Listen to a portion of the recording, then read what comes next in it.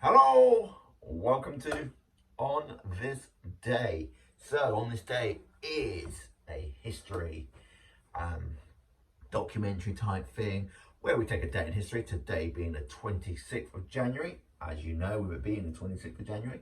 That's why it came out today. So, what we do today is we take some historic points from history. So, we're going to take some births, we're going to take some deaths, and we're going to take some historic events that happened on this day, and then we're going to finish it with some fun facts. So let's start then.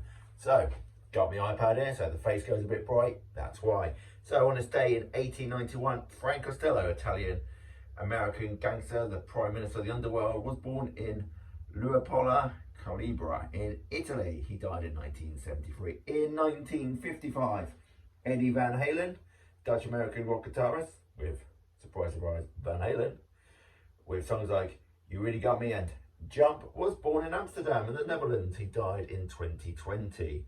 In 1953, Hawk, or Michael Hansgren Hawk, the American professional wrestler from ECW, WCW, WWF, and AWA, part of the Legion of Doom, was born in St. Paul's, Minnesota. He died in 2003, sadly. Then we've got a few deaths. In 1823, Edward Jenner, the English physician, father of the Western immunology, pioneered smallpox vaccination, died of a stroke at 73. What a great man. In 1979, Nelson Rockefeller, American political vice president in 1974 to 77, governor of New York in 1963 to 1973, a grandson of the Standard Oil founder John D. Rockefeller and a member of the wealthy Rockefeller family, dies of a heart attack in the age of 70. Famous for the Rockefeller building, of course, in New York City.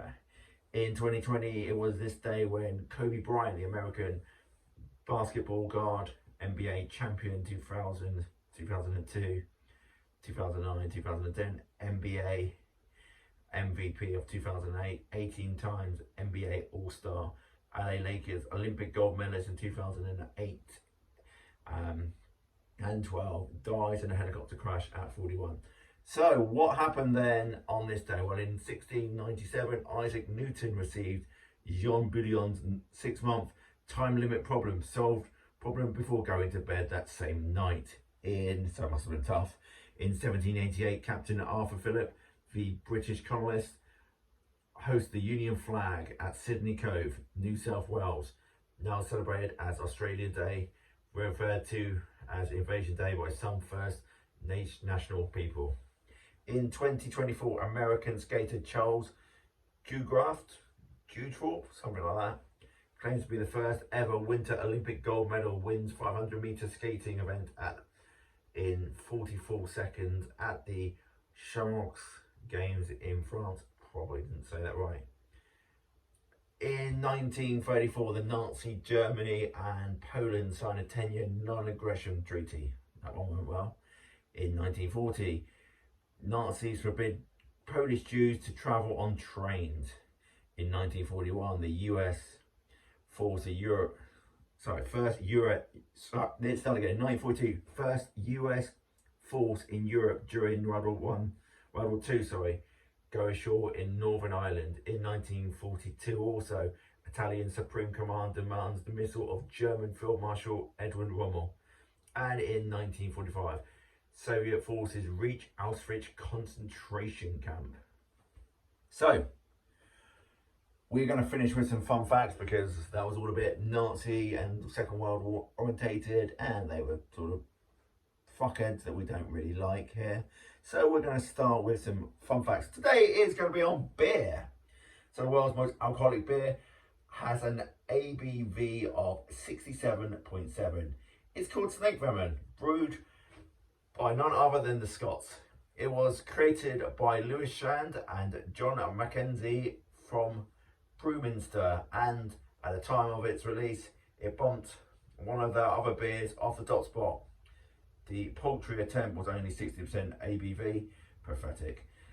The potent brew packs quite a punch and is made by using smoked peat, malt and added ale and champagne yeast, considering that vodka and whiskey typically sit at about 40% ABV.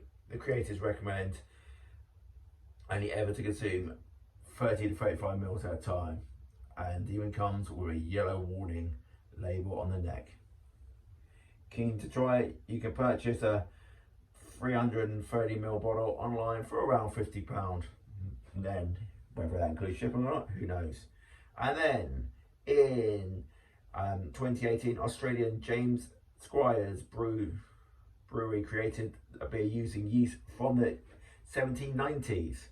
The porter style beer was called the Wreck and produced in collaboration with Queen Victoria Museum and Art Gallery, the QVMAG. What a lovely abbreviation that one is.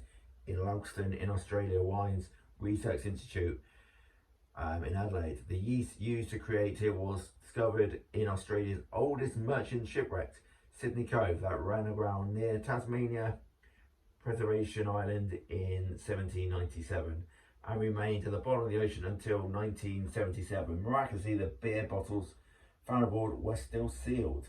David Fernwood, a chemist turned conservationer from the QVMAG, set out growing yeast found in the bottles to expose its secrets and recreate its character for the new beer. Dark in colour with spicy chocolate notes, James Squires recommended that the limited release beer be enjoyed slowly and savour its 220-year-old flavour. And I agree with you there, James. This has been the 27th of January.